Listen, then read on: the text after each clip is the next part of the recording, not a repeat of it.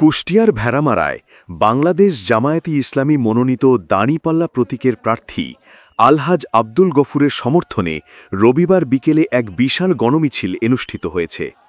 কুষ্টিয়া ভেড়ামারা থেকে সাইফুল ইসলামের প্রতিবেদনে দেখুন বিস্তারিত।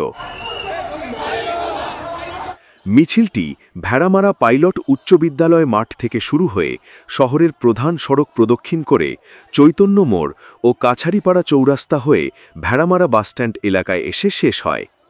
আজকের প্রোগ্রাম মূলত আমাদের আগামী জাতীয় সংসদ নির্বাচনের লক্ষ্যেই আমাদের যাবতীয় কর্মসূচি।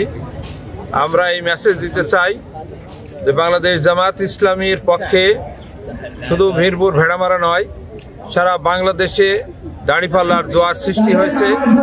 তারই মেসেজ আমরা এই ভেড়ামারার বাসীর প্রত্যেকটি ভোটারের কাছে আমরা পৌঁছাতে চাই। এই কারণেই আমাদের আজকের এই গণমিছিল, সেজন্য আমরা এই আয়োজন করেছি। আমি আশা করি যে গণমিছিল আমরা সুষ্ঠু সুন্দরভাবে সম্পন্ন করতে পারব এবং আগামী দিনে আমরা যে জোয়ার, আমরা জনজোয়ার সৃষ্টি হয়েছে ভেড়ামারা মিরপুরে, আগামী দিনে বাংলাদেশ জামায়াত ইসলামীর দাঁড়িপাল্লা ইনশাআল্লাহ বিজয় লাভ করবে। সেই লক্ষ্যে আমাদের আজকের এই আয়োজন, এই মেসেজটা আমরা সকল জনগণের কাছে আমরা পৌঁছাতে চাই। গণমিছিলে সংসদ প্রার্থী আলহাজ আব্দুল গফুর, কুষ্টিয়া জেলা জামায়াতের শিক্ষা বিষয়ক সম্পাদক ড নুরুল আমিন জসিম, ভেড়ামারা উপজেলা আমির মোহাম্মদ জালাল উদ্দিন, সাধারণ সম্পাদক শফিকুল আলম, সহসম্পাদক তারিক আহমেদ, পৌর আমির হাবিবুর রহমান সহ কয়েক হাজার নেতাকর্মী ও দাঁড়িপাল্লা প্রতীকের সমর্থক মিছিলে অংশগ্রহণ করেন।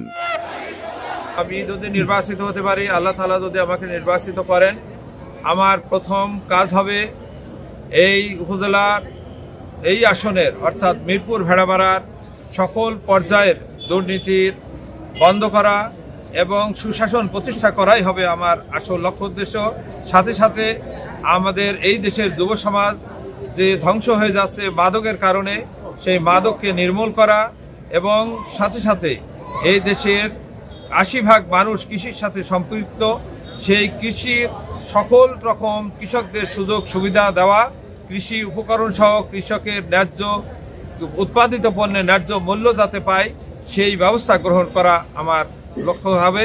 পাশাপাশি আমাদের দেশের যে শিক্ষা ব্যবস্থা আছে, একটি মেরুদণ্ডহীন নড়বড়ে একটা শিক্ষা ব্যবস্থা আছে, সেই শিক্ষা ব্যবস্থাকে আমরা ঢেলে সাজাবো যাতে করে নৈতিক এবং বৈষয়িক সকল দিক দিয়ে আমাদের দেশের মানুষ যাতে শিক্ষিত হয়ে উঠতে পারে এবং তাদের যাতে আর বেকারত্ব না থাকে, সেজন্য আমরা ব্যবস্থা নেব ইনশাআল্লাহ।